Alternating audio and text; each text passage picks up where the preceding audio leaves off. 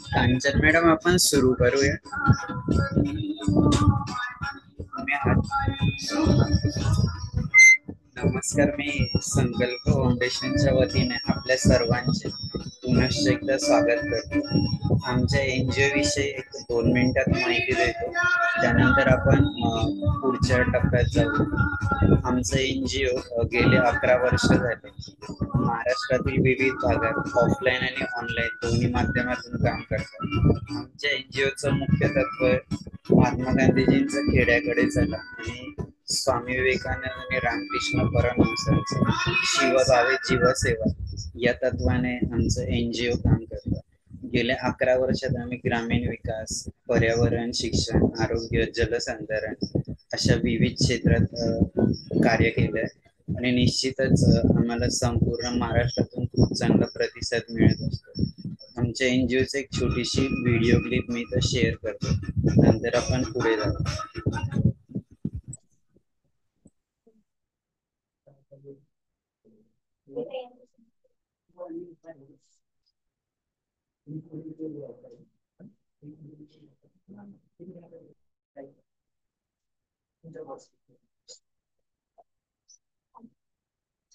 के पावन युग में हम चरित्र निर्माण न भूले, स्वार्थ साधना की आंधी में वसुधा का कल्याण न भूले। माना अगम गाध सिंधु है, संघर्षों का पार नहीं है, किंतु डूबना मझधारों में साहस को स्वीकार नहीं है। जटिल समस्या सुलझाने को नूतन अनुसंधान न भूले, निर्माणों के पावन युग में हम चरित्र निर्माण न भूले, स्वार्थ साधना की आंधी में वसुधा का कल्याण न भूले। शील विनय आदर्श श्रेष्ठता तार बिना झंकार नहीं है, शिक्षा क्या स्वर साध सकेगी यदि नैतिक आधार नहीं है। कीर्ति कौमुदी की गरिमा में संस्कृति का सम्मान न भूले, निर्माणों के पावन युग में हम चरित्र निर्माण न भूले, स्वार्थ साधना की आंधी में वसुधा का कल्याण न भूले। आविष्कारों की कृतियों में यदि मानव का प्यार नहीं है, सुजन ही। कोरोना काळात जेव्हा आमचं संपूर्ण ऑफलाईन ऍक्टिव्हिटी बंद होतं फिजिकली, आम्ही ऑनलाईन वेबिनार सिरीज सुरू केली की ज्याच्यात अगदी ग्रामीण विकासापासून स्पर्धा परीक्षा असतील, स्पर्धा परीक्षेचं मार्गदर्शन यासोबतच शेतीचे प्रक्रिया उद्योग असतील, शेतीच्या विविध पद्धती, natural farming, organic farming, millets farming. त्या काळात लोकांना खूप स्क्रीनची सवय झाली होती, स्क्रीन खूप वापरत होते कोरोना काळात, टीव्ही, मोबाईल, कम्प्युटर. तर मग त्याच्यावर कंट्रोल कसं करायचं यासाठी पॅरेंट्स आणि टीचर्स आम्ही वर्कशॉप घेतले ऑनलाईन माध्यमातून. यासोबतच आपले दैवत छत्रपती शिवराय, डॉक्टर बाबासाहेब आंबेडकर, भगवान गौतम बुद्ध यांच्या चरित्रावर देखील आम्ही व्याख्यानाचे आयोजन केले. हे सगळं करत असताना संपूर्ण महाराष्ट्रातून आम्हाला खूप चांगला प्रतिसाद या वेबिनार सिरीज साठी लाभला. आज आपण ज्यासाठी जमलो आहोत, संवाद सारखे, त्याविषयी आपण थोडक्यात जाणून घेऊया की संवाद सारथी का सुरू झालं. तर 15 ऑगस्ट 2022 ला जेव्हा भारताचा 75वा अमृत महोत्सव भारतीय स्वातंत्र्याचा मनवला जात होता, तर त्या पूर्वीच्या 5-6 महिने आम्ही खूप लोकांशी चर्चा केली महाराष्ट्रातल्या की काय नवीन उपक्रम सुरू करतायत. खूप लोकांशी चर्चा केल्यानंतर असं आढळलं की एक असा उपक्रम की ज्यात संवाद होईल. मग संवाद कोणाशी करायचा, तर जे स्पेशली एबल लोक आहे, डिफरंटली एबल लोक आहे, अपंग व्यक्ती आहे, त्या लोकांचं जीवन संघर्ष खूप कठीण असतो. रोज ते जीवन जगत असताना त्यांना रोजच वेगवेगळ्या याच्यासाठी संघर्ष करावा लागतो. तो करत असताना त्यांना त्यांच्यातल्या ज्या कमी आहेत त्या ओळखून त्यावर ते कसं मात करतात, त्यानंतर आपल्या जीवनाचं बॅलन्सिंग कसं करतात, हे सगळं करत असताना ते इतरांसोबत कसं जुळवून घेतात, म्हणजे ते त्यांच्यातलं असलेला सारथीला कसं इतरांसोबत जुळवत संवाद साधत असतात आणि आपलं जीवन अगदी छानपणे जगत असतात आणि काहीतरी स्वतःला सिद्ध करत असतात. आतापर्यंत जेवढे 108 महानुभाव इथं येऊन गेले, ते प्रत्येकाचं जेव्हा आम्ही ऐकत होतो, प्रत्येकाचं जेव्हा संवाद होत होता, तर त्यांच्याकडून आम्हाला प्रत्येक वेळेस नवीन गोष्टी ऐकायला मिळाल्या, शिकायला मिळाल्या आणि त्या इतर लोकांपर्यंत पोहोचवण्याची संधी मिळाली. त्याबद्दल निश्चितच आमच्या NGO ला खूप अभिमान वाटतो. मी जास्त वेळ न घेता आपल्या आजच्या वक्त्या कांचन मॅडम यांचा परिचय करून देण्यासाठी डॉक्टर अनिता मॅडमला विनंती करतो. Ashok Banse sir welcome, doctor Ghanshyama Sudani sir welcome. स्वागत आहे डॉक्टर अनिता मॅडम. धन्यवाद सर. नमस्कार. संकल्प फाउंडेशन सामनेर आयोजित संवाद सारथी या वेब संवाद सत्रातील पुष्प 109 आज गुंफले जात आहे.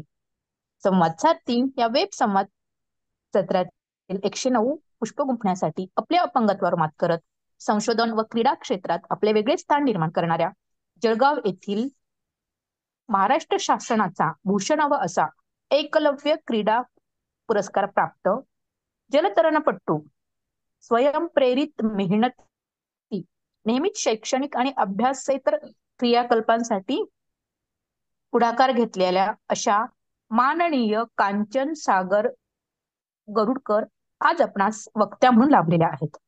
मॅडमचा थोडक्यात परिचय. मॅडमचं शिक्षण MSc मायक्रोबायोलॉजी झालेलं आहे आणि मॅडम QA लॅब येथे वरिष्ठ अधिकारी म्हणून सध्या कार्यरत आहेत. मॅडमचा जो छंद आहे, मॅडमला पोहायला आवडतं, जलतरणपटू मॅडम आहेतच. मॅडमला आजवर अनेक आंतरराष्ट्रीय स्पर्धा मॅडमने सहभाग नोंदवले आहे आणि त्यामध्ये त्यांनी यशस्वी भरारी देखील घेतलेले आहे. वेगवेगळे पुरस्कार, सुवर्ण पदक मॅडमला मिळालेली आहेत.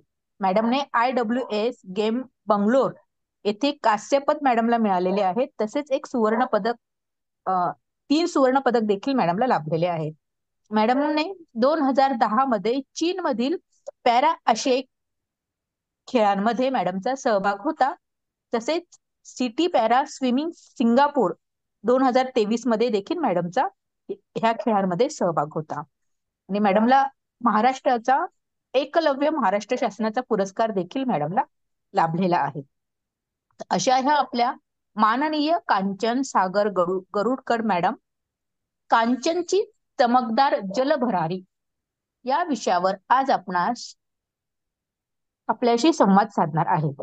चला तर मग आपणही संकल्प फाउंडेशनच्या संवाद सारथी या वेब संवाद उपक्रमात सहभागी होऊया आणि अडथळ्यांवर मात करत पुढे जाण्यासाठी नवीन ऊर्जा मिळवूया. तर अधिक वेळ न घेता मी पुढील सूत्रे माननीय विशाल सरांकडे सोपविते. धन्यवाद. डॉक्टर अनिता मॅडम, जास्त वेळ न घेता आपल्या आजच्या वक्त्या कांचन मॅडमला विनंती करतो की त्यांनी त्यांचा जीवन प्रवास आमच्या सोबत शेअर करावा. खूप स्वागत आहे मॅडम. नमस्कार. नमस्कार मॅडम, बोला.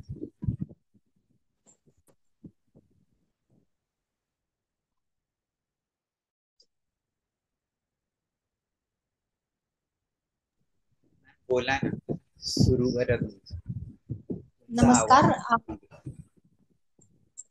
नमस्कार. मी सर्वप्रथम संकल्प फाउंडेशनची खूप आभारी आहे की त्यांनी मला इथे वक्ता म्हणून बोलवलेलं आहे. खूप खूप आभारी तुमचे. आणि स्विमिंगचा जो प्रवास होता तो माझा लहानपणापासूनच सुरू झाला होता. मी 3रीत होते तेव्हापासून आई वडिलांनी एक एक्सरसाइज म्हणून माझं स्विमिंग स्टार्ट केलेलं होतं. आणि तेव्हा काही असं माहित नव्हतं की मी लॉंग टर्म पर्यंत हा स्पोर्ट्स कंटिन्यू करणार आहे. आणि एक एक एक एक पहिले डिस्ट्रिक्ट लेवल होत गेले, मग स्कूल गेम्स मध्ये मी पार्टिसिपेट करत गेले, मग तिथे मेडल भेटलं. त्याच्यानंतर ऍक्वायरॉन ट्रायथलॉन मी खेळत गेले. 2006-07 मध्ये माझं सी स्विमिंग मी स्टार्ट केलेलं होतं.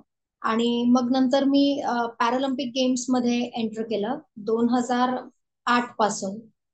तर माझी पहिली इंटरनॅशनल कॉम्पिटिशन, पहिली नॅशनल कॉम्पिटिशन झाली होती हरियाणामध्ये, जिथे मला गोल्ड मेडल भेटलं होतं.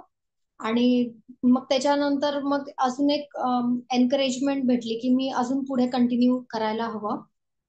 त्याचबरोबर माझं स्कूलिंग चालू होतं. मी तेव्हा 8th-9th मध्ये होते. आणि मग नंतर माझं सिलेक्शन झालं होतं फर्स्ट बँगलोर झालेलं होतं. तर ती एक खूप मोठी संधी मला भेटली होती, कारण माझं नॅशनल कॅम्पमध्ये सिलेक्शन झालं होतं आणि मी 9वीत होते त्यावेळेस. आणि मग स्कूल मधून परमिशन घेऊन एक एक पूर्ण महिना बँगलोरमध्ये राहून मी तो ट्रेनिंग कॅम्प अटेंड केला होता. त्याच्यानंतर 2009 मध्ये आयवॉज वर्ल्ड गेम्स झाले होते बँगलोरला, जिथे माझं सिलेक्शन झालं.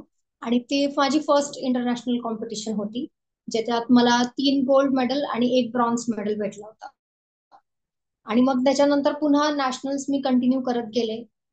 नॅशनल्स मध्ये मला गोल्ड मेडल भेटलं. पुन्हा 2010 मध्ये आय वॉज पॅराशियन गेम्स झालेले होते, ज्याला मी क्वालिफाय केलं. आणि त्याच्यात मी भारताचं नेतृत्व केलेलं होतं. जे पॅराशियन गेम्स झाले होते त्यावेळेस गॉंगझाऊ चायनामध्ये, मी तिथे गेले होते. आणि तिथे माझं 5th पोझिशन होते. तर मी पार्टिसिपंट म्हणून तिथे होते. त्याच्यानंतर पुन्हा नॅशनल कॅम्प्स मध्ये 2014 मध्ये मी गांधीनगरला सिलेक्शन झालं होतं माझं. त्याचबरोबर माझं सी स्विमिंग कॉम्पिटिशन कंटिन्यू चालूच होते, जे मी मुंबईला खेळले, मालवण खेळले, रत्नागिरी खेळले. मी ऍक्वाथलॉन ट्रायथलॉन सुद्धा खेळलेले आहे, त्याच्यात सुद्धा माझं नॅशनल पर्यंत मी गेले. आणि मग 2013-14 पासून मी विद्यापीठाचे जे गेम्स होते नॅशनल गेम्स त्याच्यात पार्टिसिपेट करायला लागले. मी त्याच्यात सुद्धा खेळत गेले. आणि मग तो प्रवास तो कंटिन्युअस चालू होता. प्रत्येक गेम्स वर्षभर सतत प्रॅक्टिस आणि अभ्यास. मग 10वी झाली, 12वी झाली, त्याच्यानंतर ग्रॅज्युएशन झालं. ग्रॅज्युएशन मग मी मायक्रोबायोलॉजी मधून केलं, MJ कॉलेज मधून. ग्रॅज्युएशन नंतर मग माझा विद्यापीठात नंबर लागला MSc मायक्रोबायोलॉजी करायला. मग माझं 2017 मध्ये मास्टर्स कम्प्लीट झालं. त्याच्यानंतर मग 2017 मध्येच मी जैन फार्म फ्रेश मध्ये as a senior officer QA डिपार्टमेंटला जॉबला लागले.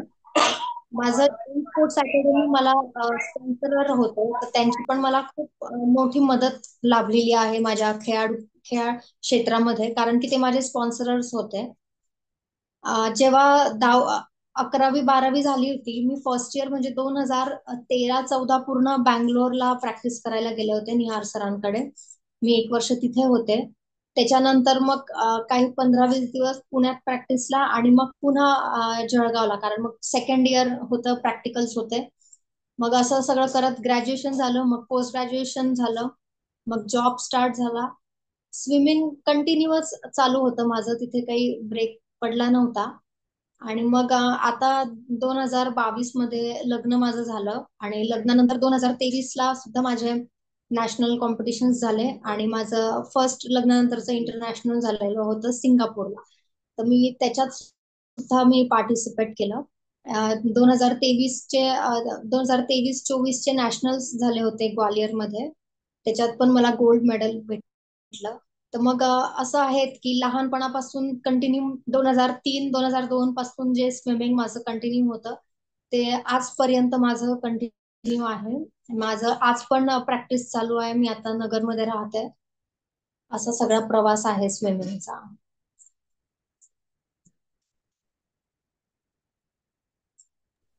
मॅडम, हे सगळं करताना जसं तुम्ही सांगितलं तुमच्या बालपणापासून, म्हणजे तुमचं अपंगत्व हे बाय बर्थ आहे का नंतर बाय ऍक्सिडेंट आहे, त्याबद्दल पण. नाही, मी लहानपणी 1.25 वर्षाची असताना पडले होते, म्हणून माझा थोडा बोन इश्यू झालेला होता. बाय बर्थ नाही आहे, ऍक्सिडेंटल आहे.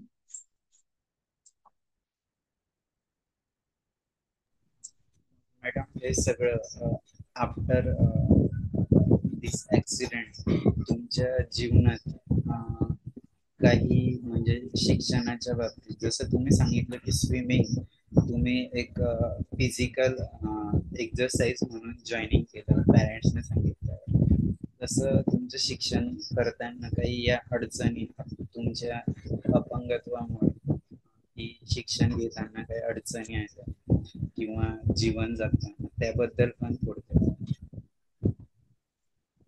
सर मी तेव्हा फार लहान होते आणि सगळ्या गोष्टी म्हणजे काय पेरेंट्सनेच सगळ्या गोष्टी लाईन अप करून ठेवलेल्या होत्या. तर स्कूलमध्ये सुद्धा जळगावच्या चांगल्या स्कूलमध्ये माझं ऍडमिशन होतं. मी काशीनाथ पलोड पब्लिक स्कूल मधून माझं 10th पास आउट आहे. तर त्या सगळ्या गोष्टी लहानपणीच आई वडिलांनी सगळ्या सेट करून ठेवलेल्या होत्या, म्हणून मला त्याच्याबद्दल काहीच स्ट्रगल नाही करावं लागलं. मी लकी ठरले. आणि स्कूलिंग सुद्धा माझं काशीनाथ पलोड सीबीएसई मधून झालं. ती एक छान स्कूल होती. नंतर मेरिट बेसिसवर मग एमजे कॉलेजमध्ये नंबर लागला. त्याच्यानंतर मग विद्यापीठात पण तसंच त्याच मेरिट बेसिसवर माझा विद्यापीठात सुद्धा मास्टर्सला नंबर लागलेला होता. मॅडम संपूर्ण प्रवासात जसं तुम्ही एक स्विमर म्हणून यात उतरले की एक फिजिकल एक्सरसाइज म्हणून, पण मग तेच करिअर करावं असं का वाटलं तुम्हाला?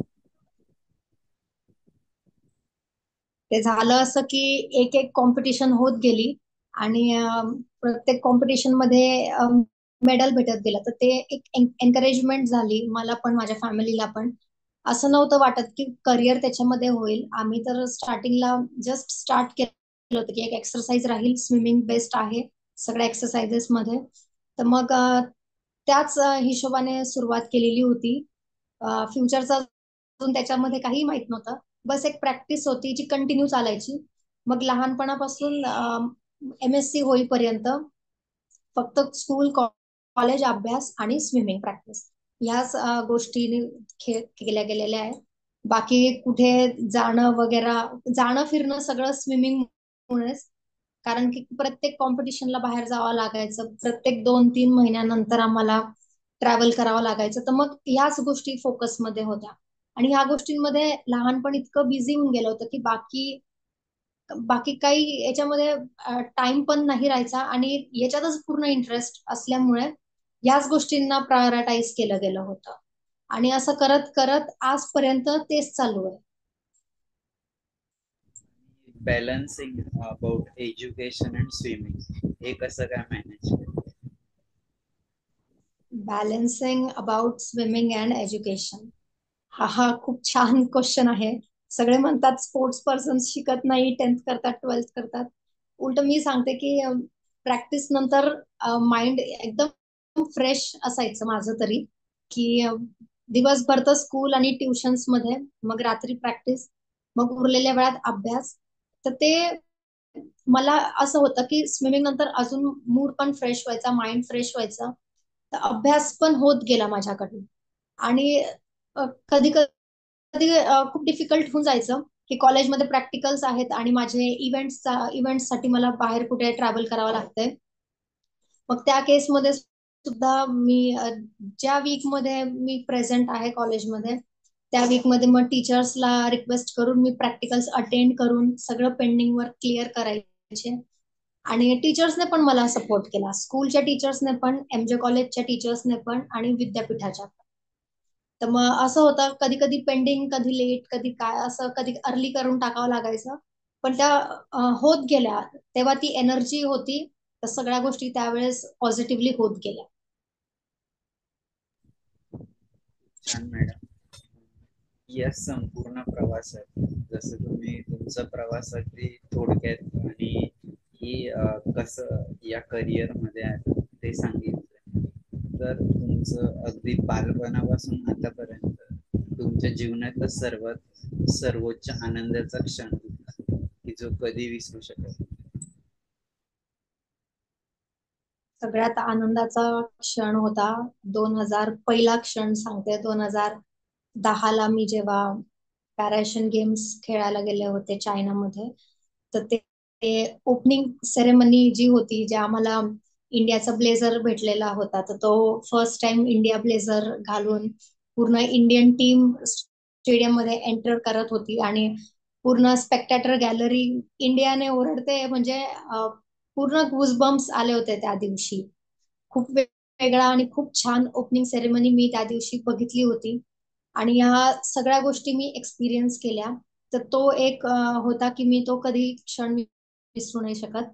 दुसरा आनंदाचा क्षण होता की मला महाराष्ट्र शासनाचं सर्वोच्च खेळाडूचा पुरस्कार भेटला होता, एकलव्य क्रीडा पुरस्कार, ज्याचा वितरण सोहळा पुण्यात झाला होता. हे दोन खूप छान क्षण आहेत माझ्या आयुष्यातले.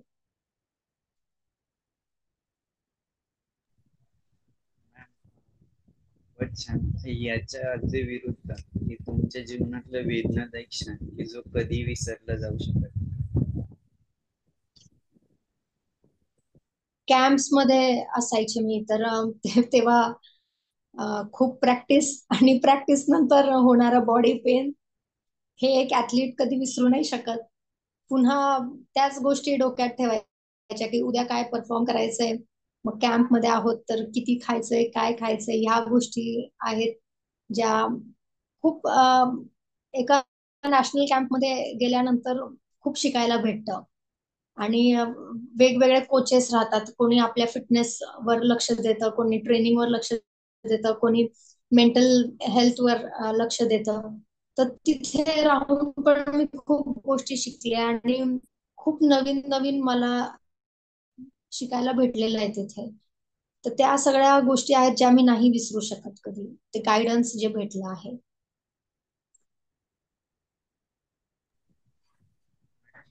या सगळ्या प्रवासात जसं तुम्ही सांगितलं की एक तुमच्या पॅरेंट्सने फिजिकल एक्सरसाइज म्हणून तुम्हाला स्विमिंगला पाठवलं, पण हे जरी असलं तरी तुमच्या जीवनाचा स्पार्क की मला ह्याच दिशेने जायचं आहे, हा कुठून आला की नाही मला हेच करिअर, मला याच पद्धतीने शिकायचं आहे? जसं एखादा दिवा पेटायला एक ठिणगी पण पुरेशी असते, तसं या तुमच्या जीवनात अशी कुठली ठिणगी आली की ज्यातनं तुम्हाला अगदी इंटरनॅशनल पर्यंत आणि एकलव्य क्रीडा पुरस्कारासारखा पुरस्कार मिळेल इथपर्यंत तुमचं करिअर पोहोचलं? तर अशी कुठली घटना होती किंवा क्षण होती? माझं 2008 मध्ये मी पहिला नॅशनल गेम्स खेळले होते, जे हरियाणा झाले होते आणि त्याच्या बेसिसवर, त्याच्या टायमिंगच्या बेसिसवर 2009च्या नॅशनल कॅम्प मध्ये माझं सिलेक्शन झालं. जे ज्याच्याबद्दल मी आधीपर्यंत मला काहीच नॉलेज नव्हतं की नॅशनल कॅम्प काय असतो, कसा असतो. आणि त्याचं डिरेक्टली लेटर आम्हाला आलेलं होतं सिलेक्शनचं. तर तो एक असा टाइम होता की म्हणजे काय करायचं पुढे, आता जायचं की नाही जायचं. कारण अजून असं कोणाचा एक्सपिरियन्स आम्ही ऐकलं नव्हता की हा इतक्या लांब गेलेले आहेत. तर ते होतं फर्स्ट टाइम की मला आउट ऑफ महाराष्ट्र मी गेले आणि 9वीतच होते तेव्हा, कॅम्प मध्ये गेले. तर तेव्हा असं वाटलं की हा, ही फील्ड छान आहे. आपल्याला आज नॅशनल कॅम्प मध्ये आपण सिलेक्शन झालोय. तिथे गेल्यानंतर कळालं की आपल्याहून किती उंच अजून प्लेयर्स आहेत, अजून किती नॉलेज आहे जे गेन करायचं माझं बाकी आहे. तर मग ह्या सगळ्या गोष्टी तेव्हा अशा लक्षात आल्या की अजून खूप आहे शिकण्यासारखं या फील्डमध्ये, की कंटिन्यू करू तरच लक्षात येणार. आणि नॅशनल मेडल झालं, कॅम्प झाला, तर मग त्याच्यानंतर एक एक्साइटमेंट राहायची, एक एनकरेजमेंट राहायची की आता पुन्हा अपकमिंग गेम्स आहेत, त्याच्यात परफॉर्मन्स काय द्यायचा आहे. तर मग ह्या सगळ्या गोष्टीमध्ये त्या गोष्टी अशा कंटिन्यू माझ्या चालत राहिल्या. आणि मग आता पण असं वेट असतं की आता कधी इव्हेंट्स येणार आहेत, काय परफॉर्म करायचंय, किती टायमिंग द्यायचं आहे. मग त्याच्या अकॉर्डिंगच सगळं प्रॅक्टिस वगैरे सगळं चालतं. खूप छान मॅडम. निश्चितच तुम्ही देशाचं पण नेतृत्व केलं आहे, राज्याचं पण केलं आहे आणि विद्यापीठ स्तरावर विद्यापीठाचं पण नेतृत्व केलं. तर खूप छान तुमचा जीवन प्रवास आहे. मी आपल्यासोबत जे इतर प्रेक्षक आहेत त्यांना विनंती करतो, रणजित जोशी सर, अशोक मानसे सर अनम्यूट करून बोलावं.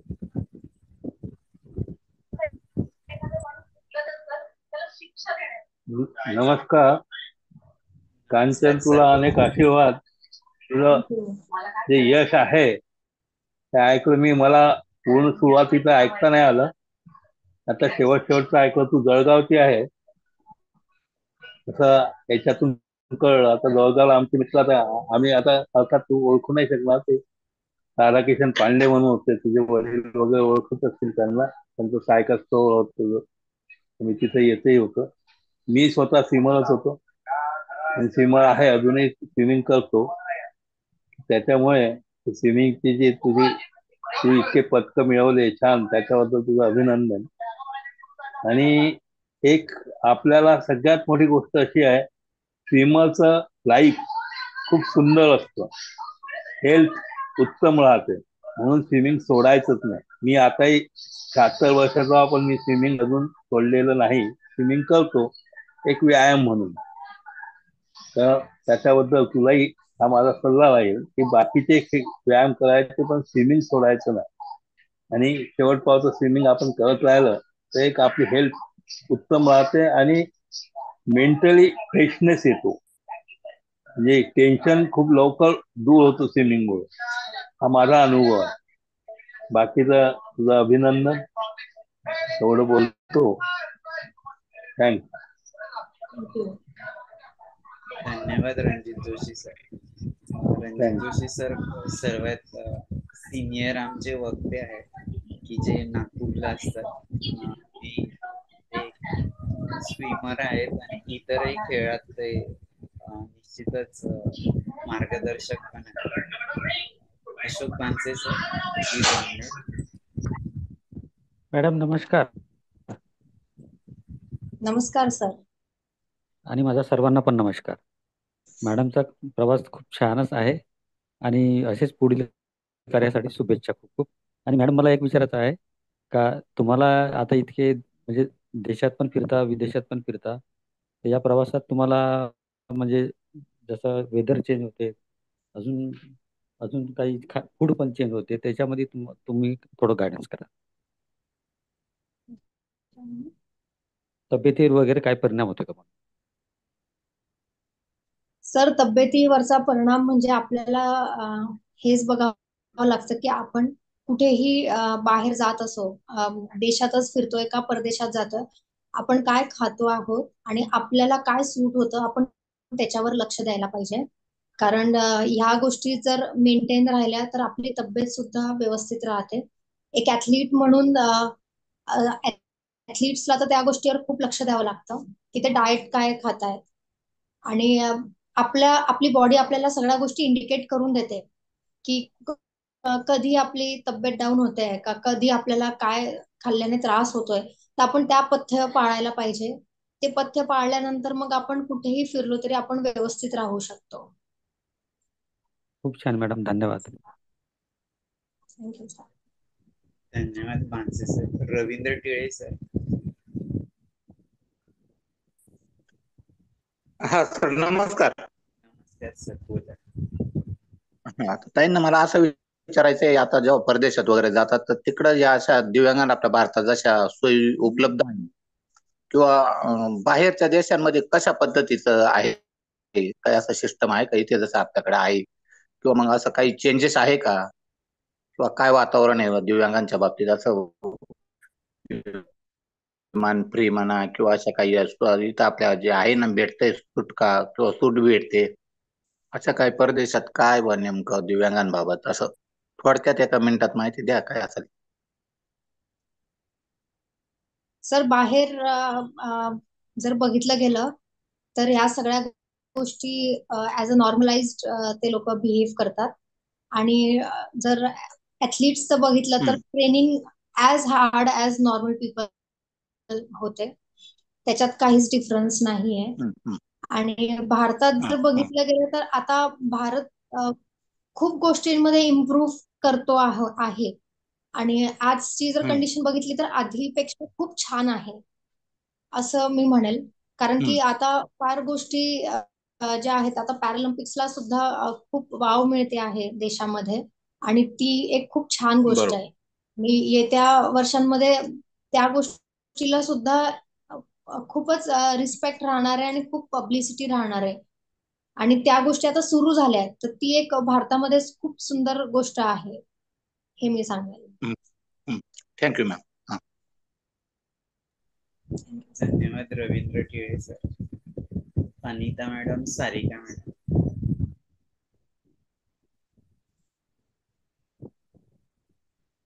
नमस्कार. नमस्कार मॅडम. नमस्कार. हॅलो, आवाज येतोय का? हा, मला मॅडमला प्रश्न असा विचारायचा आहे की मॅडम, तुमच्या काम, तुम्ही जिथे जे काम करता तर त्या कामाच्या स्वरूपाबद्दल जरा सांगा, किंवा तिथे आलेले तुम्हाला एक्सपिरियन्स, म्हणजे काही तुम्हाला अडथळे आले का, सॉरी काही प्रॉब्लेम्स आलेत का, आले तर ते कसे फेस केले, असे प्रश्न म्हणजे माझे आहेत. आणि बाकी तुम्हाला, तुमचा खूप छान आहे जीवन प्रवास, आणि तुम्हाला भावी जीवन शुभेच्छा. खूप छान वाटलं तुम्हाला ऐकून. Thank you madam, thank you so much. माझं 2017 मध्ये MSc मायक्रोबायोलॉजी कम्प्लीट झालं होतं. आणि मी त्याच वर्षी इंटरव्ह्यू दिला होता. आणि इंटरव्ह्यू नंतर मग मी ऍज अ मायक्रोबायोलॉजिस्ट म्हणून स्पाइस डिपार्टमेंटला, जैन फार्म फ्रेश मध्ये, फूड इंडस्ट्रीमध्ये स्पाइस डिपार्टमेंटला QA डिपार्टमेंट जॉईन केलं as a senior officer.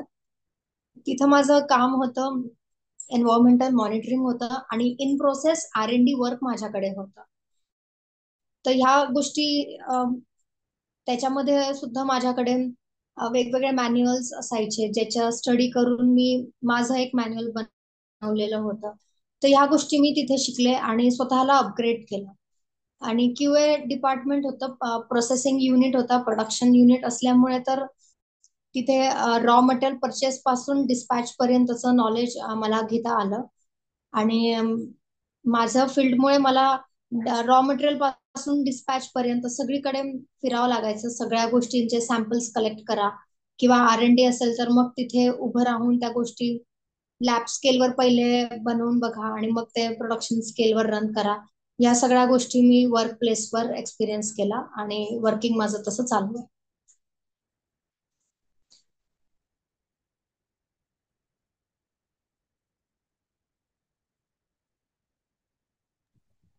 Anita madam.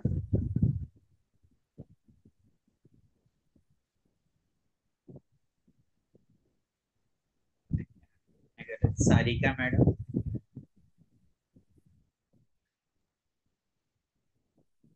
नमस्कार मॅडम. नमस्कार. खूपच छान तुमचा जीवन प्रवास, आणि तुम्हाला खूप खूप शुभेच्छा. मला तुम्हाला असा प्रश्न विचारायचा आहे, तुम्ही मॅरिड पर्सन आहात, तुम्हाला हे सगळं करत असताना, इतका प्रवास करत असताना म्हणजे काही अडचणी येत नाही का? तुमच्या इन लॉज कडून तुम्हाला कसा सपोर्ट मिळतो, त्याविषयी थोडं सांगा. नमस्कार मॅडम, थँक्यू सो मच. माझं लग्न झालं आहे 2022 मध्ये, डिसेंबर मध्ये. आणि माझे जे मिस्टर आहेत त्यांना माझं माहिती होतं की मी एक स्पोर्ट्स पर्सन आहे, आणि मला पुढे पण कंटिन्यू करायची इच्छा आहे. तर ते ह्या गोष्टीमध्ये खूप सपोर्टिव्ह होते. इवन इन लॉज सुद्धा त्यांचा काहीच हरकत नव्हती की मी कंटिन्यू करू म्हणून. आणि लग्नानंतर माझे जे जे कॉम्पिटिशन्स होत आहेत, तर माझे मिस्टर सुद्धा माझ्यासोबत येतात. म्हणजे त्यांना पण ते आवडायला लागलेलं आहे की इव्हेंट्सला जाणं, इव्हेंट्स बघणं. तर हे ते पण एन्जॉय करतात आता ह्या सगळ्या जर्नी. आणि मला मग फुल म्हणून सपोर्ट आहे मिस्टरांकडून. तर म्हणून सगळ्या गोष्टी स्मूथ चालल्या आहेत. खूपच छान मॅडम, धन्यवाद. थँक्यू. धन्यवाद Sarika madam. Welcome Sonal madam.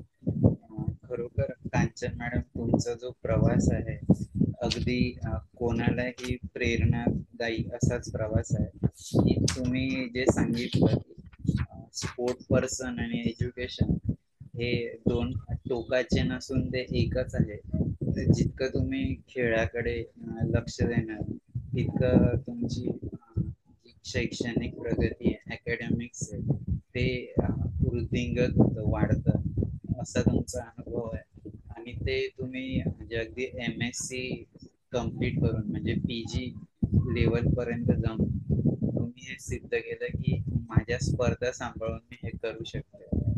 ते पण एक अपंगत्व असल्यावर स्वतःच तुम्ही स्वतःला सिद्ध केलं आणि आपल्या राज्याचा, महाराष्ट्र राज्याचा सर्वोच्च क्रीडा पुरस्कार देखील मिळाला. तर निश्चितच मॅडम आज जो तुमचा जीवन प्रवास आम्ही इथं ऐकलं तुमच्याकडून, त्यातनं खूप नवीन नवीन गोष्टी शिकायला मिळाल्या. आणि निश्चितच हे आमच्यासाठी नाही तर जे पण आता फेसबुक लाईव्ह बघतायत, नंतर युट्यूबला येऊन बघतील, त्या सर्वांसाठी देखील हे खूप प्रेरणादायी असंच तुमचं कार्य आहे. निश्चितच पुढे जाऊन पण तुम्ही आपल्या देशाचं प्रतिनिधित्व करावं आणि जास्तीत जास्त मेडल्स आपल्या देशासाठी मिळवावे ही खूप खूप शुभेच्छा. जाताना सर्वांसाठी एक छोटासा संदेश द्यावा, नंतर आपण प्रार्थनेने आजच्या कार्यक्रमाची सांगता करू. रणजित जोशी सर, तुम्हाला काही बोलायचं? हा, नाही विचारायचे. आता अर्जुन अवॉर्ड करता वगैरे प्रयत्न चालू केले की नाही बाबा? हा, म्हणजे आता आहे इंटरनॅशनल आहे, तर अर्जुन अवॉर्ड वगैरे करता प्रयत्न चालू कर. हो हो, नक्कीच नक्कीच चालू आहे प्रयत्न. आणि त्याच्याबरोबर आता बाकीच्यांना शिकवायला जे आहे, मुलींना प्रोत्साहित कर, त्याच्यामुळे त्या प्रशिक्षकाचाही अवॉर्ड मिळू शकतो. पण त्याच्याकरता प्रशिक्षण आपल्या मुली तयार कर. हा, एवढंच एक तुला चांगलं आहे माझं. येस येस, बस ठीक आहे, भेटू नंतर कधी. हो सर. थँक्यू. धन्यवाद रणजित जोशी सर. रवींद्र टिळे सर, तुम्हाला काही बोलायचं आहे? तुम्ही अनम्यूट केलं. नाही सर, काय अडचण नाही. ओके. सोनल मॅडम, तुम्ही आता जॉईन झाला, तुम्हाला काही बोलायचं असेल तर प्लीज अनम्यूट करून बोलू शकता. हाय मॅडम, तुम्हाला तुमच्या भविष्यासाठी खूप खूप ऑल द बेस्ट. आणि अशाच तुम्ही समोर आपल्या जीवनात चांगली कामगिरी करा, हीच शुभेच्छा. Thank you ma'am.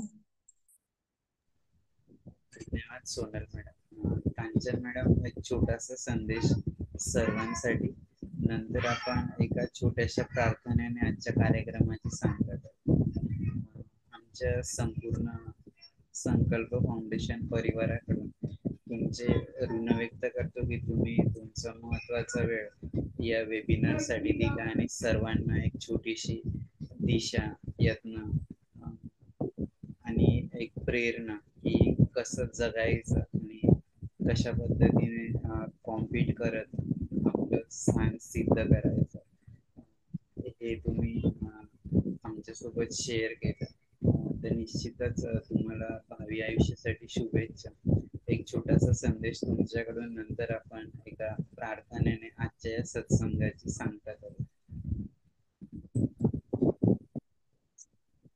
मी हेच सांगेल की तुम्हाला असं नका कधी विचार करू की आपण खेळात आहोत तर अभ्यासक्रम होणार नाही किंवा अभ्यास करतोय म्हणून खेळ नाही होणार. या दोघी गोष्टी तुम्ही सोबत करू शकतात आणि खूप छान पद्धतीत करू शकतात. फक्त तुम्ही कंटिन्युटी ठेवा, कन्सिस्टन्सी ठेवा, तरच तुम्हाला सगळ्या गोष्टी प्राप्त होणार आहेत. आणि मी पुनश्च संकल्प फाउंडेशनचे खूप आभारी आहे की त्यांनी मला आज संवाद साधायला ही संधी दिली. Thank you so much. धन्यवाद कांचन मॅडम. आपण एका छोट्याशा प्रार्थनेने आजच्या या सत्संगाची सांगता करू.